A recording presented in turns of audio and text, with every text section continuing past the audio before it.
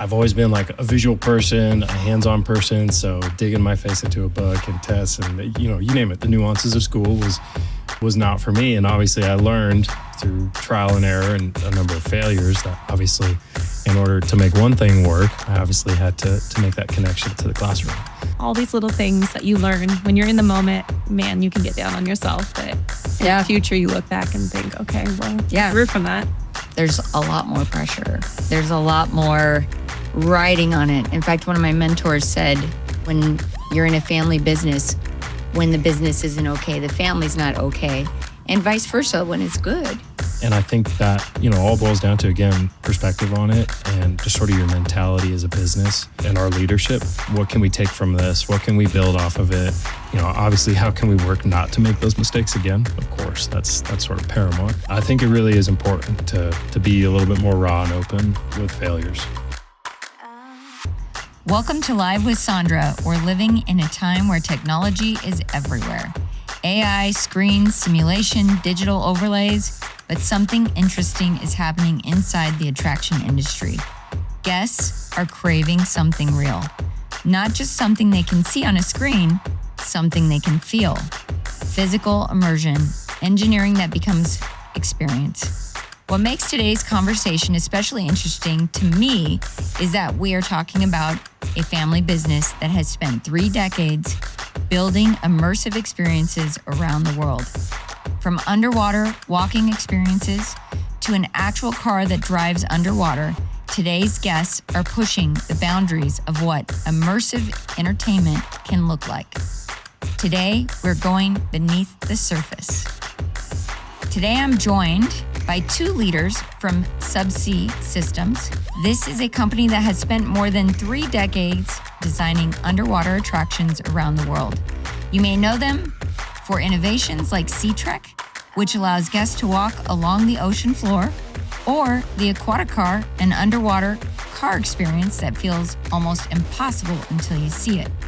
Joining me today are Hannah de Bie, Vice President of Marketing and Communications, the storyteller, and the brand strategist behind many of the most recognizable experiences, and Keenan Mayfield, Vice President of Operations, the person responsible for installing and operating these complex experiences across the globe.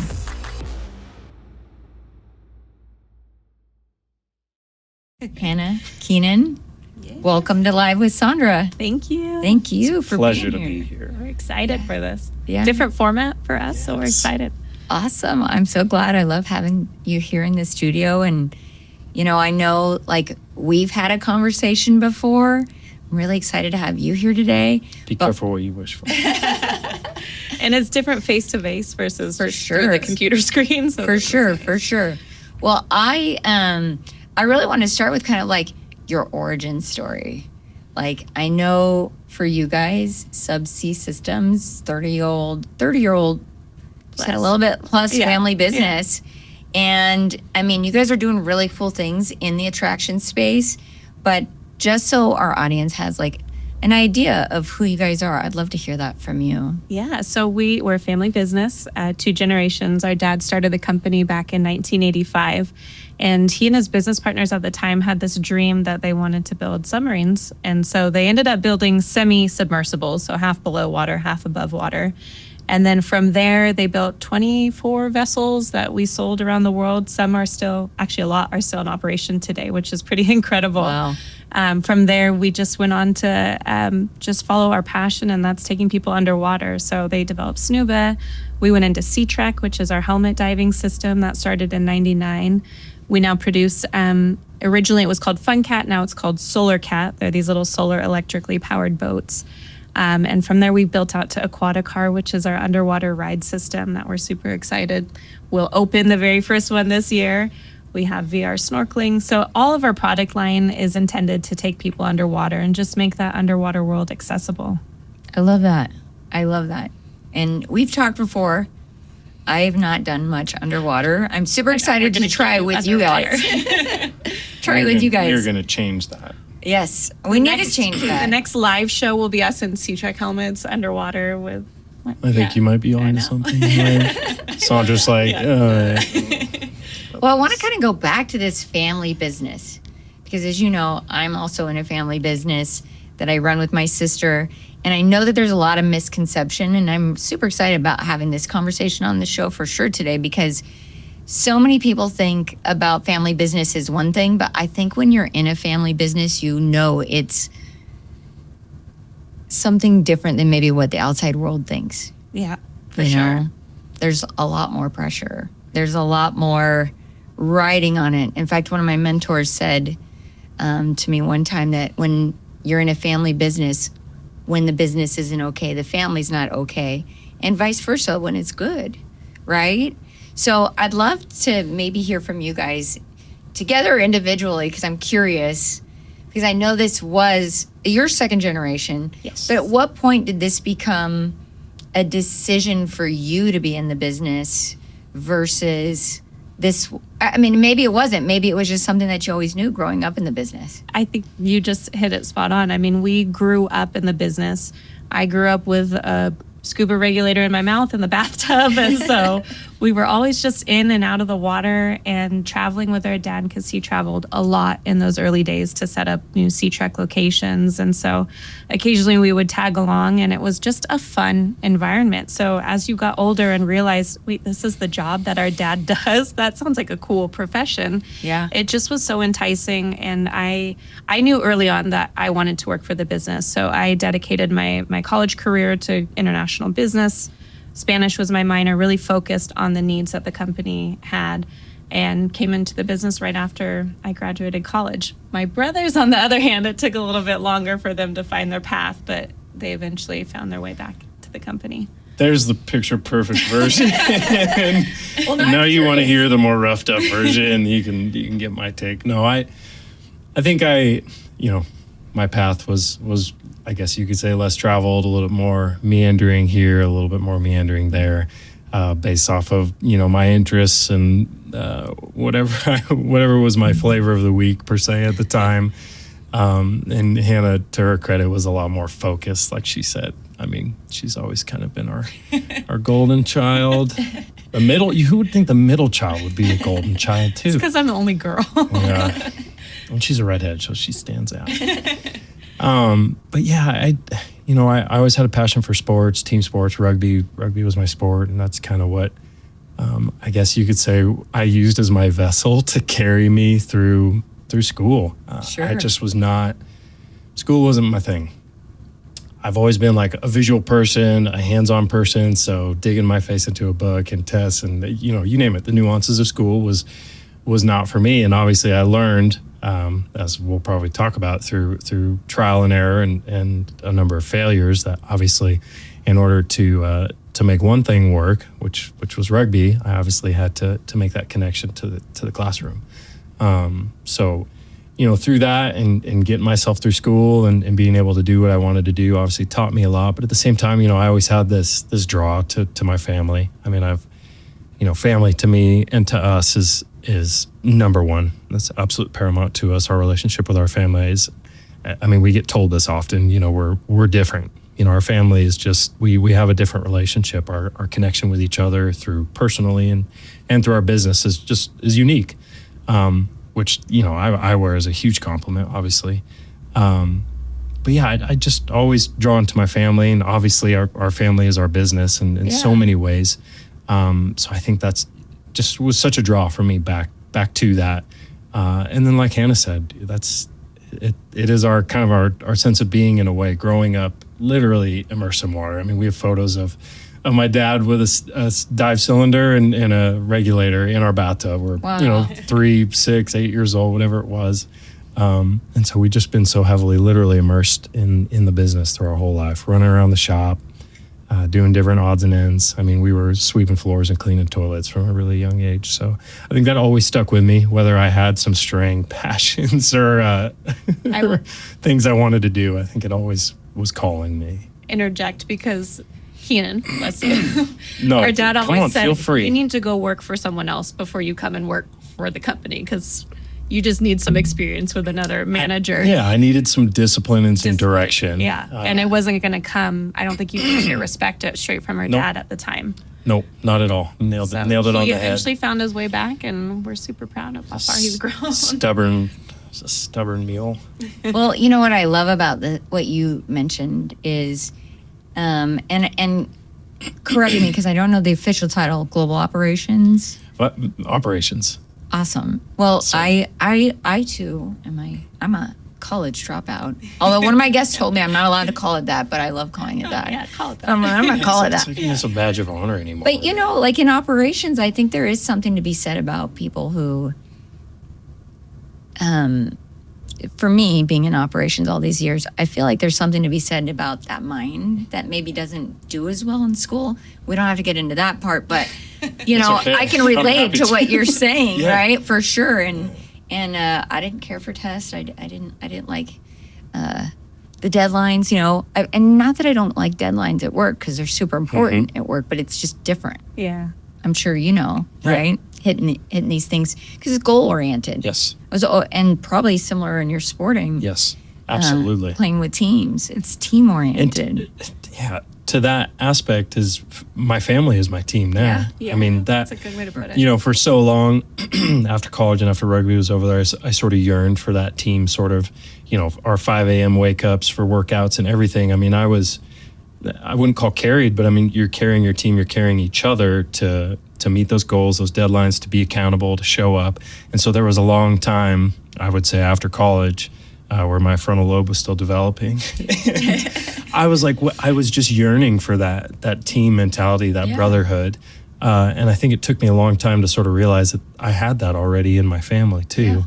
So showing up for each other, working together like a team as a family, you know, it gives me at least and us that same sort of sense of purpose. Yeah. But yeah, I think you kind of nailed it with the ops mentality. Yeah. I think I've always just, like I said, visual, hands-on, communicating with people. I think one thing, as I'm gabbing right now, is we always joke that our dad just has this Gift to gab. inalienable ability to communicate with virtually anyone, literally anyone. He can make a friend out of any stranger on the airplane, an airport, or anywhere in the world, really, for that matter.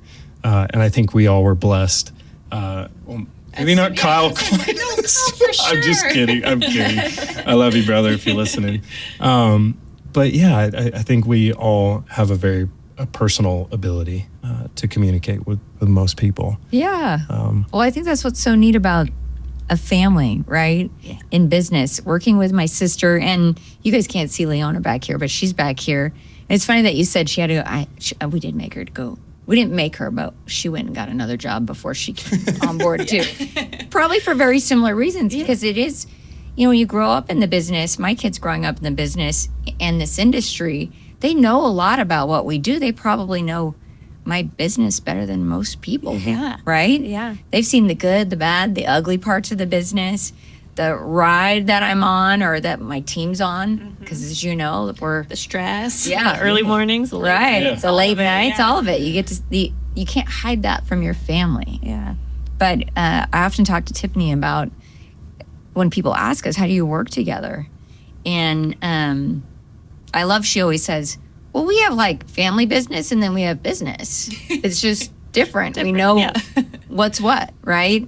But also the incredible support system that you have in business if you're working with your family. Because you also have somebody, if I'm in a meeting, hey, Tiff, can you go get the kids?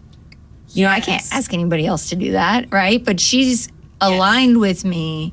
She's always willing to, or vice versa. We help each other out in ways. in a traditional Yeah, and job. you just hit to a big Yeah. talking point for us. We as well. all have 2 kids and school age kids. My older brother and I both have school age kids. And yeah, we're always helping each other out. Can you watch the kids? I'm in a meeting. Can you help pick up?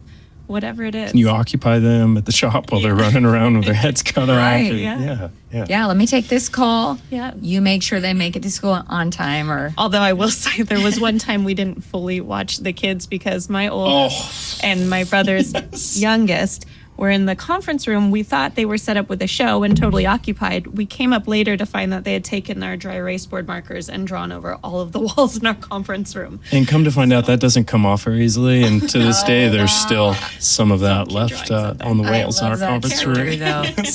I have some stories of my kids. They didn't write on the walls at work, at least. Yeah. They did at home. But there would be times where I would come in and there would be messages from kids on the whiteboard in a conference room. Don't mind that at all. I was like, oh, okay. But it's nice to have the kids around in the business too. And I don't know if you guys ever seen the picture that I have this one favorite picture. I've got a kid on my back at IAPA. Yep. And, I've seen that. And I always brought them with me. I mean, I usually had help. Yeah. So I could do meetings and get away when I needed to. But, I love being with my family. Yes. And I love the work that I do. And it's like to be able to marry those two things, I'm sure is really nice. Yeah. And I think you hit on, a lot of people ask us, how do you work with your family? And our natural response is, well, we love our family. We love being together. Yeah. We see each other during the work week and then we'll hang out on the weekends too. Right. And that's not always the family dynamic, which we feel very fortunate, just as you and Tiffany and the rest of the family, I'm sure, feel just you love being around each other and it's a benefit. We know it's unique. I mean, obviously, you hear horror stories. You hear about families with struggle and that just don't have the same dynamic. So I think we always kind of keep that in mind. We definitely don't take it for granted ever. But then at the same time, kind of like you said, just with working with family, but at the same time, fostering and nurturing that sort of relationship, some people they just flat out don't understand. Yeah. And until you are immersed in it, both on the business side of it and just the familial and the relationship side of it, it's hard to fully comprehend how someone would want to spend every day at work with their sibling and be totally fine on the weekend with hooking up with our kids and everybody hanging out, having a barbecue and some beers or something. And we've talked about this before. We've been more intentional in the past couple of years about really protecting the family dynamic, and like we discussed, the succession plan and getting it on paper so that we avoid, any potential, hopefully, fallout in the future, trying to set ourselves up with a good foundation. Well, so that actually kind of brings me to one of my questions I had for you guys, because I know for us, it is about kind of aligning our lives with the same similar goals or whatever that legacy for our family looks like. Is there something like that you guys have? You talk about succession plan for the family, but what is it that maybe aligns you all together? I think first and foremost is that we do want a legacy business. We're not here to grow and then sell it and walk away. And so we're definitely building something that has longevity, and hopefully one of our kids or multiple of generation 3 will want to go into the business. So we're aligned there, which is a great goal that we all have in mind. And then just, I think, on our values for family and for business, they bleed over into business. Yeah, you nailed that one. Yeah, I love that. I mean, that's how we are too. Yeah, I was going to ask, what about you guys? Yeah, kind of similar. We have very similar, when we think about like what the future looks like for us, we're definitely aligned on what that is. And so everything else kind of just goes into that plan, right? And I would even go as far as to say, because I know you also do have people working in your business and on your team that aren't family like we do. How do they, mold into that or fall into that in a way that also gets them where they want to go? Yeah. I mean, we say they're extended family. Yeah. I hope they feel that. But we definitely strive to allow opportunities for growth. And so try to support staff in different ways. If they want to pursue some sort of skill, then feeling that they can come to us and we can support them. One example would be, we've been encouraging some of our staff, if they want to get welding certified, then let us pay for that education. Yeah, if you're listening to this right now, you better get it together. So just trying to have open communication and allow for that growth, because we want to maintain our employees. We have retention. Great employees, and so if we can make sure they're happy, we're happy, then it's a win-win. Yeah, we've had a lot of success, I would say, with retention. I think it's something that I personally think about and maybe not necessarily worry about, but I mean, I always feel like I care a lot about what other people think to a fault sometimes. And I think just making sure that dynamic sometimes is comfortable for them, because we are a close family. And as much as we consider, our employees as an extension of our family, obviously they're not our family. Right. So, doing everything that we can to kind of bring them in on as much as we can. And like Hannah said, incorporating them into different opportunities for growth, and different, positives that they can look to and room for growth, of course. I think we're always looking for any avenue, obviously for retention first and foremost, but just to also truly make them feel like they're a part of that familial dynamic. Yeah. And I think a big challenge, and maybe I don't know if you've experienced this, is making sure that they feel comfortable enough to speak to us, even if it's about a family member. Like, hey, look, I had this, I didn't like how this happened, or whatever it may be. I want them, and I've had situations where, they can come to me and talk to me about, hey, I don't like it when Keenan did this, or I didn't. Yep, absolutely. Yeah, let's talk about this. And those are tough conversations to have. I could put myself in an employee's shoes and be concerned about bringing that up to one of the family members. Sure. But making sure those communication lines are open, it's really important. We're going to take a quick moment because conversations like this just don't happen by accident.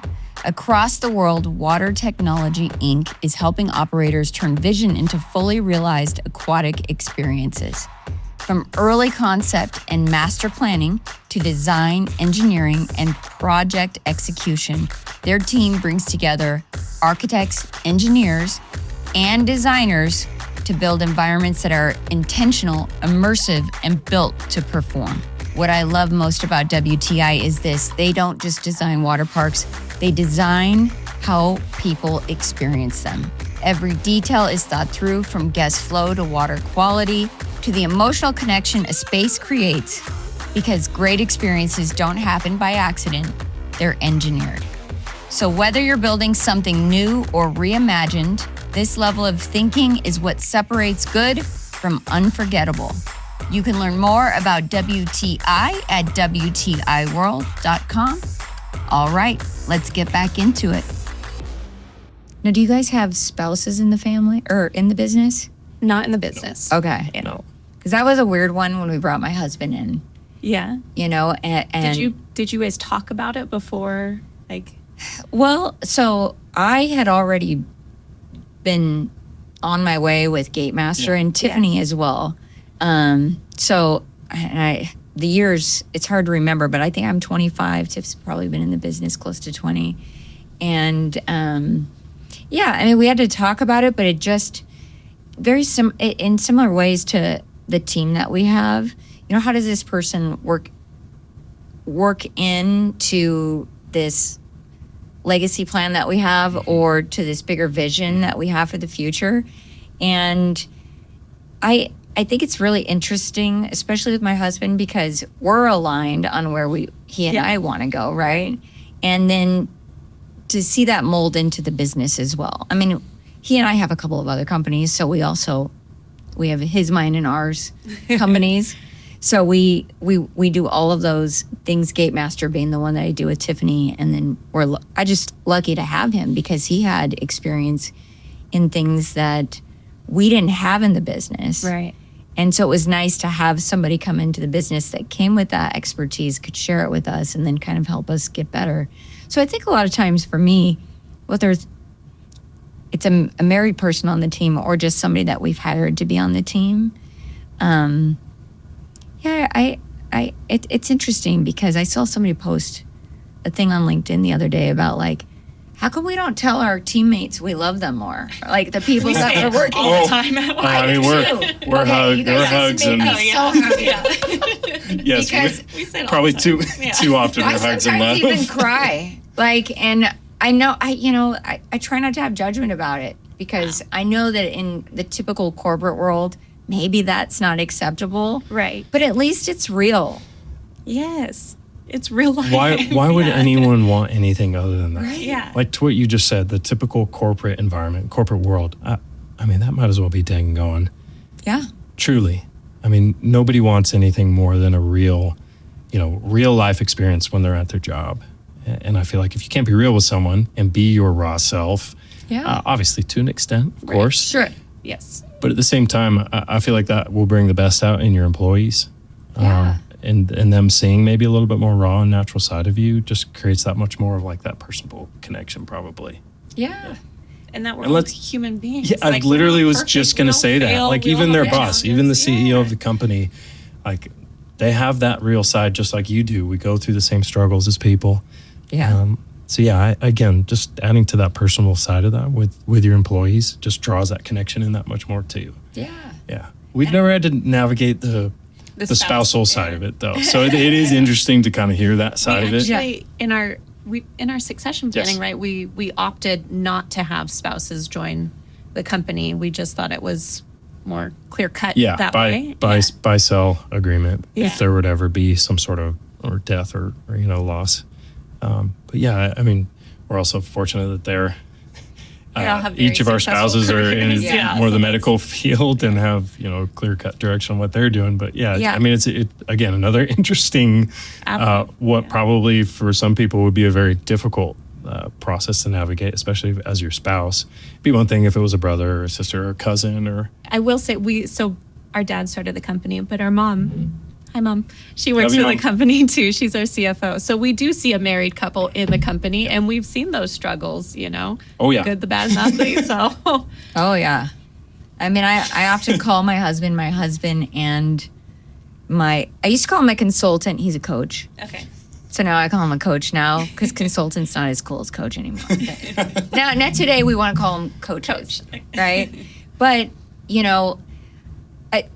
I think it's interesting that you guys had this plan because at this point that we have a very similar plan. Like, Yeah. I don't know if anybody else's spouse is getting in, but I think before we understood where we were going, he was already there. Yeah. Yeah. Yeah. So sorry, Fanny, you're kind of Yeah, he was you're in. You're in. he was a part of it Yeah. Right. by association. Right. But we even think about like the kids. Yeah. How are we going to get them in the business? And if they don't want to be in the business, how do we still take what we're building and make sure that everyone has what they need in the end? Try and make it equitable. Yeah. We literally Yes. navigated that exact same thing. It's sort of a worked that really- into our. Tough questions too, because they're things that you maybe don't want to think about, but Yeah. you have to. Yeah, like your Right. kid not wanting to carry on the legacy of your Right. family. I mean, that's Right.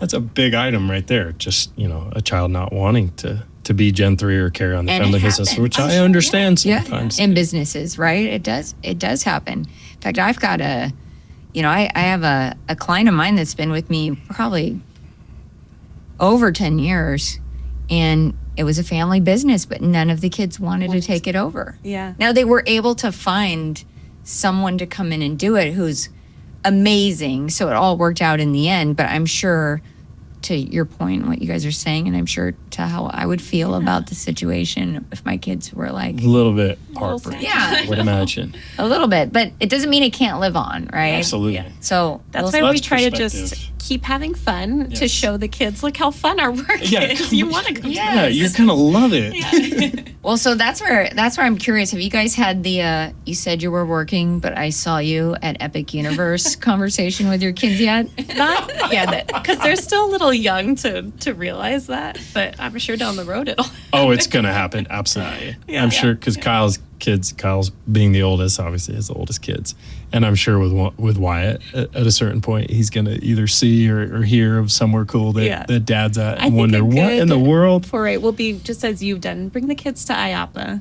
Get them involved in that. And Yeah, I mean, they're already experiencing so it. immersed in the day to day, and then they get to, already tag it along to some of the places, Mexico and other places where we do business. So I think they've already kind of been like eased into a little bit of that. Yeah. But I think one thing that's funny along those lines is just like the nuance of travel and just sort of some of the luxuries that you have as being a seasoned traveler. And like we were talking about the other day, our kids are only going to know what like the Admirals Club lounge experience is like and potentially getting a free upgrade to first class. And they'll never know like what a true blue flying experience is like. We just kind of laugh about that, and then being potentially spoiled and a little bit tainted in what traveling might be like early on, because we do get to reap some of those benefits of being, seasoned travelers. No, I love that.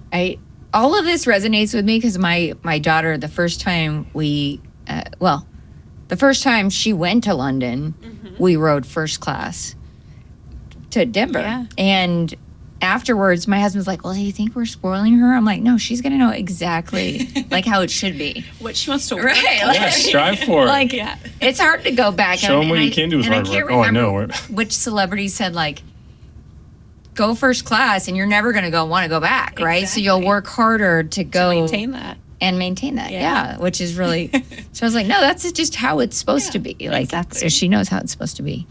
So I thought that was, I think it's funny. And I appreciate that you guys do that for your kids and let them have those experiences. And But sooner or later, they'll sit in the back while we ride. Yeah, well, we're up front. That's perfect. Just wave at them as they walk by. I always do that when, American Airlines we're dedicated to, for better or worse. And I'm executive platinum, and you get throw that one out there. You get free upgrades, and it's always humbling when you get a free upgrade on one segment of the flight, and then the next flight you got to go back to the main cabin, and it's like, I've been there. crap. I've been there.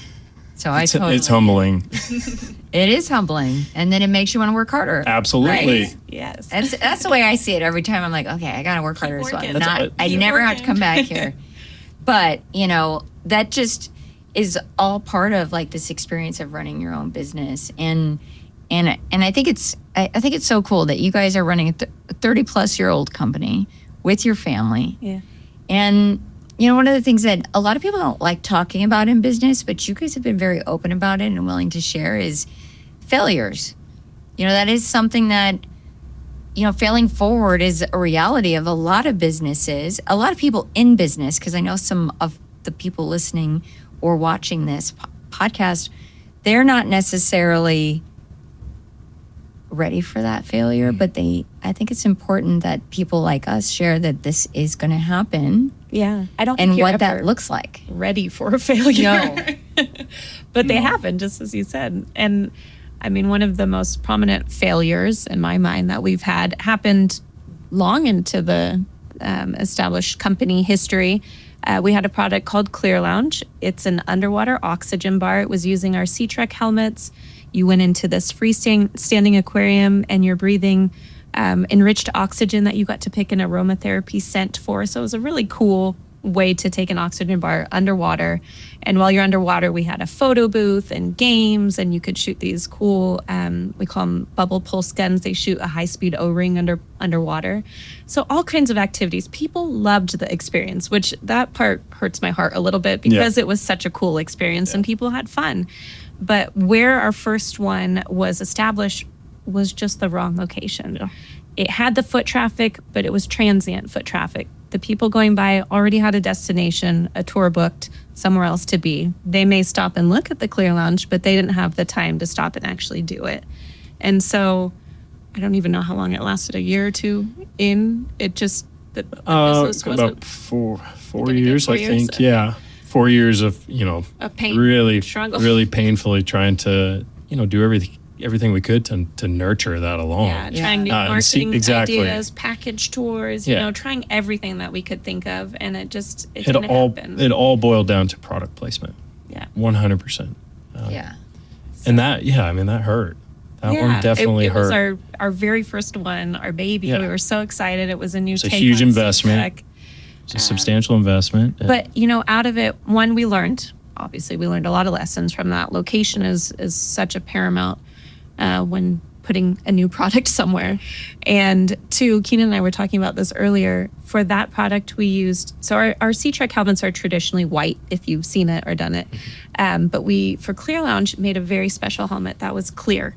It fit the brand. It was a completely clear helmet. It was super cool. Differentiated the product from Sea Trek as well. Yeah, and that ended up being the helmet that Netflix saw when they were looking for something for Stranger Things. So, everything happens for a reason, and that ended up coming down. It provided a new opportunity for us in the long run. Yeah, that's how you try and, again, fail forward, try and gain some perspective about that failure, especially looking back on it. And find as many of the positives that you can to either learn from or just find hope from. And like Hannah said, with Stranger Things, we were included in the first and the last season. And I was just checking recently on just the viewership alone for the 5th season, even the short time we were in it, there was over 8.2 billion minutes viewed. Wow. Staggering numbers. So, it's hard to quantify what that reach was just by seeing our product and the association of it in the show itself. Yeah. That's incredible. Yeah, it's just one takeaway from, what otherwise was a failure. But, to be able to reflect on that and see the positives that came out of that failure. Again, I think that kind of surmises failing forward, and finding that perspective in. I think perspective is so important, especially when you're failing. It also gave us experience in building a modular setup, and we've actually taken ideas from that setup and we're now implementing them in different ways, but for other businesses that are successful and it's working out really well for them. So all these little things that you learn when you're in the moment, man, you can get down on yourself, but in the future you look back and think, okay, well, I grew from that.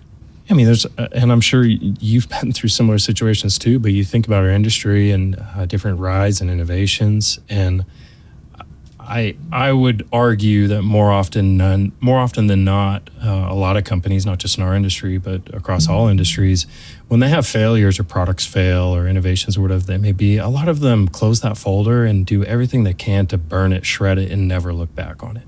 Yeah. And I think that is all boils down to, again, perspective on it, and just sort of your mentality as a business, and our leadership. And I think being able to really boil that down to what can we take from this? What can we build off of it? Obviously, how can we work not to make those mistakes again? Of course, that's sort of paramount. So again, I think it really is important to be a little bit more raw and open with failures. And I just, agree. I mean, I could go onto a real soapbox with this, but I just feel like the younger generation now, they don't know what failure is. And I feel like there's a lot of... Especially because they're so immersed online and you're only seeing the perfect side of what people show on Instagram and X. We are insulated by technology. And while there obviously are so many benefits to technology, and I could go down a rabbit hole about how I don't want to conform to AI, and Hannah's working on getting me set up with a ChatGPT account. I feel like, especially our youth, but I mean, even older, I mean, we see our parents and people that just doom scroll endlessly on TikTok and things like that. I mean, people are lacking real world experience now. We see that in the younger generation's lack of ability to communicate face to face with others. I mean, you can boil this down to a lot of different things, but I do think that our younger generation is lacking that just real world experience and real world failure. Yeah. And the inability to fail first and foremost, just by getting out there and getting experience and trying things. And then, like we're talking about right now, failing forward, learning to fail forward. And talk about it. And talk about it. Talk about it. Yeah. And I want to shake every young person that I see, younger than me. Obviously, I know I technically probably still qualify as a young person to a lot of people. And just try and bring that out of them to just get out there, take some action. Get out there. Yeah. Do something that you're uncomfortable with. And again, I credit so much of that to our parents, both mom and dad, both being like super supportive, but letting us go out there and make a ton of mistakes and fail, while also being in the background, being super supportive as parents, but letting us make those mistakes and fail, and just continue to encourage the fact that, we're not going to be here to hold your hand through it. You have to learn to figure these things out. Mm-hmm. There's so much hand holding, I feel like, that's going on right now, and the technology just doesn't help it, in my opinion, in so many ways. Where it does help in a number of ways to help, optimize people's experience and ability to grow, I feel like it's also sheltering a lot of people from that growth, the real world growth. Yeah, I think like what's so interesting about this conversation for me is, one, because you guys are in this business that's been around for so many years, like mine, I think you might have 10 years or so on me.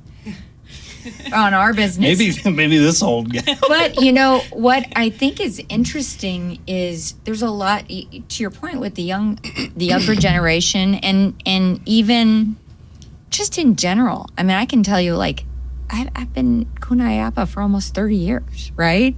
And seeing different people show up. But if I'm being honest about myself and my business, it's been through several iterations. Yeah. Not only because of failure, because, listen, if you're in a family business, and while my founder was not family, he was family. Yeah. I mean, he gave me an opportunity that somebody who cares about you would do, right? And want to see you succeed. Yeah. I mean, he's family. And my kids call him Uncle Steve. So, I mean, he's family, Sondra, right? family. Yeah. But when I, we're just not blood, but we're family. Yeah.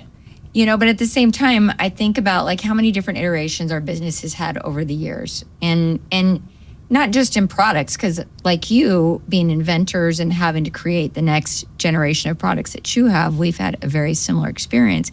But I feel like the business has become different versions of itself. Yeah. I've become different versions of myself. Most people don't stick around somewhere long enough to see that happen. Do you ever go back and see an email from 10 or 15 years ago and be like, I wrote that? Why? Why would I wrte that? I just looked at the first few shows I did. Yeah. For Live with Sondra, and I'm like, they're cringe. There's just no nice way of saying that, right? But, you have to be, kind of to your point, you have to be okay with beginning. Mm-hmm. And you have to be okay with starting. You have to be okay with failing. And one of the things that I really love about my mentor and our founder, who is family to me, he always... Steve. Yeah, Steve. He's awesome. He would always be okay with me failing so long as I was able to take responsibility for that and get better. Because that's all you can really ask of people. Yeah. And I think that's what's so beautiful about being in business for a long time, for generations, and then watching the people you care the most about grow alongside the business, right? Yeah. And it's so cool to just kind of hear that mirrored in the two of you.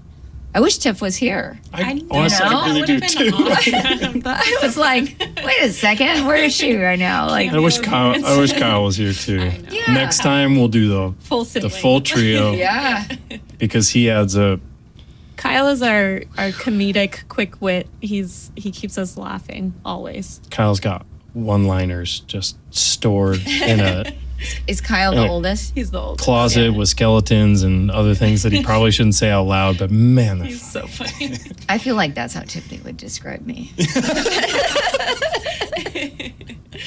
But I love that. Well, I love all of this. And even like, I feel like I can say this to you guys, even with my kids, when we chose a private school for them, we chose a school where there was no homework.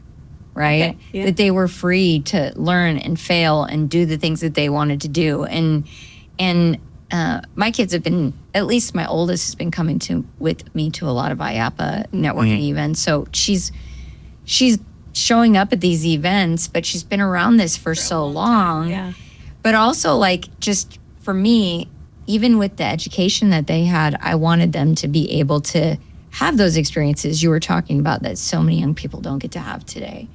And also, I didn't want to have to do homework after a long day of work, or, I'm sure, like me, you guys probably have 80, 100-hour work weeks sometimes. Yeah.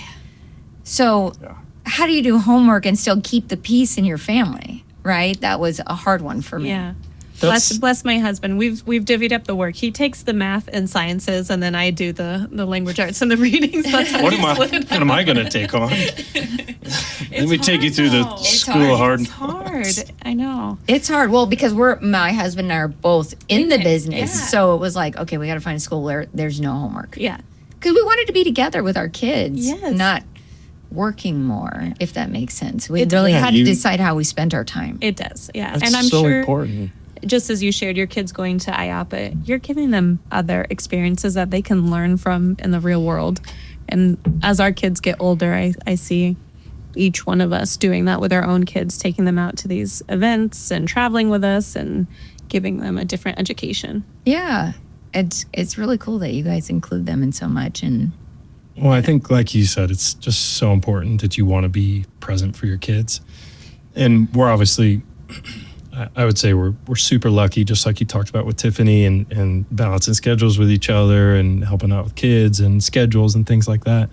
I think obviously we're really lucky in that regard. But, it affords you that time to be able to be present with your kids. But at the same time, you have to, that has to be front of mind, I think, for everybody. You have to consciously turn it off, because you can definitely get sucked into, let me just check this one more email. Let me just send this one more WhatsApp we're guilty of that message. so often. And I mean, we all watch our kids grow up so fast. I mean, mine are so young, but still just in the last few years, I'm preaching to the choir. You just watch it happen so fast. And I think, again, just in helping our youth more, we need parents that want to be more present too. So we have to work together as a family. Again, we're super, super lucky to be able to work together as a family and have that latitude to be able to work together with each other and lean on each other so that we can be present for our kids and help maybe to foster that next generation. Yeah, I think it's awesome. Without pushing it. Without pushing it, but you don't want to push it, but you know what? Maybe we'll push it a little. I don't even have to ask, and sometimes my kids will have the best idea on something I'm trying to solve. So it's just, you never know what's going to happen to including them in things. And yeah, maybe they don't want to take over the company, but they might still be able to contribute in a way that makes sense for them, right? So, do you see your kids coming on full, or? I mean, my youngest for sure says he is. Okay. Like, so it's kind of. He's like, Mom, I'm gonna have your job. Yeah, right. And and when people ask me, like, I remember even being a kid, so I've always been interested in business.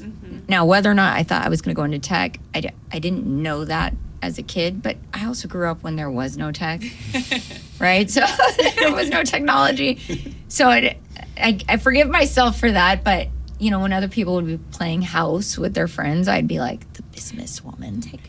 And I had I owned all the businesses and everybody always thought that was weird, but that made sense, right? For me, now it makes sense.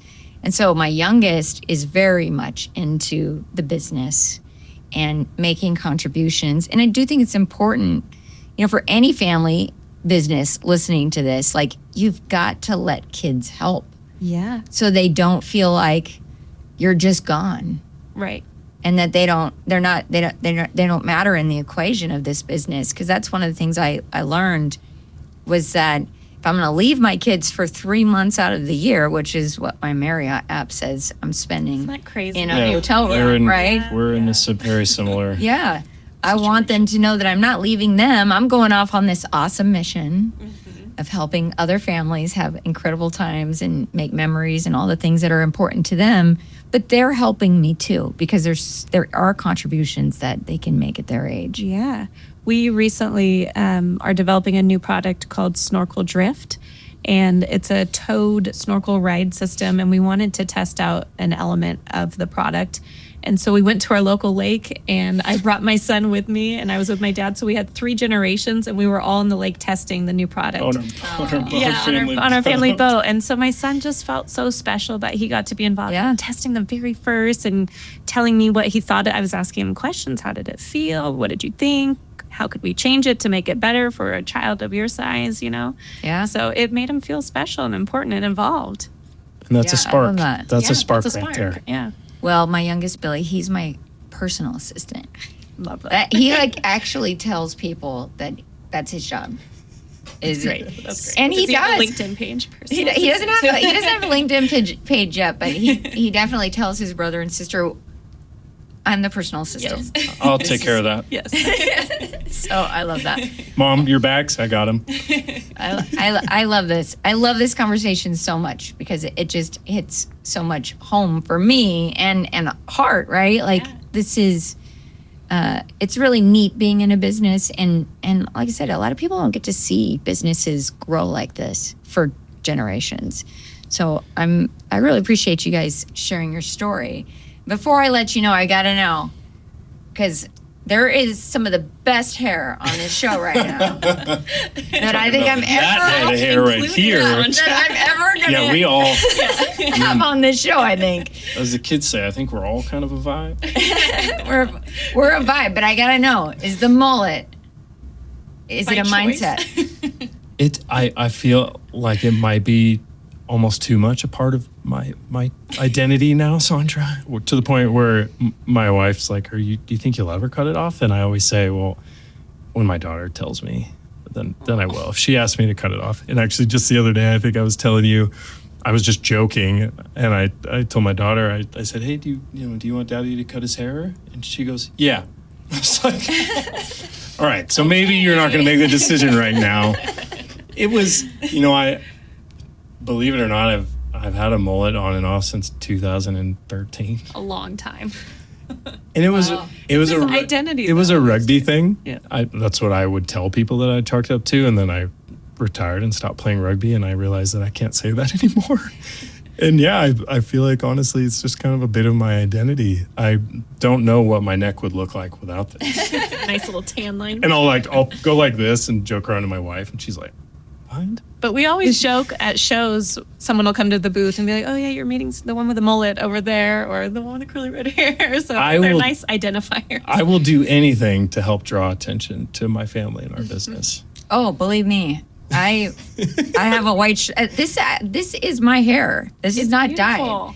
And I always laugh and say that when I retire, I'm dyeing it. Because I can't dye it now because nobody would be able to find me. Yeah. That's how people find me. But I love it. I love that it's, business in the front, global operations in the back. There you go. Sondra, I'm taking that with me. I am taking that one with me. I like it.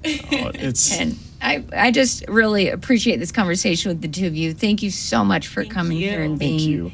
And any last thoughts, before we wrap this up? Because this has been really fun. I could keep going forever. I know. I feel like I really didn't want it to end, but oh gosh, I think if there's something that anybody can take away from this, just complete broad stroke, broad spectrum, not a part of a family business, I think is that resilience is probably one of the most important things, in my opinion, in business. And I think one of the biggest ways that you can become more resilient for anyone listening is perspective.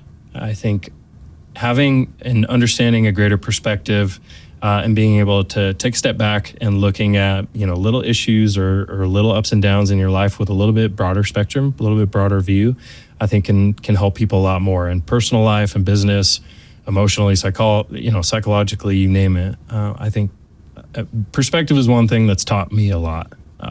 And in our business personally, you name it. So, yeah. Well, thank you. I think you touched on too, and you said more for the younger generation, but I think it applies to any age group, is getting out of your comfort zone and trying something new. We can get so comfortable in our life and our routine, and you don't grow unless you try something that is uncomfortable to you that you've never done before. Yeah. And we were raised that way. Our dad always pushed us to do new and crazy things, and I think we've carried it on in our own personal growth, and we're now doing it with our children too, encouraging them to get out of their comfort zone. Yeah, I love that, because also I think in family business, you have to be, in general, human beings need to be okay with being new and beginning, and that's scary for everybody.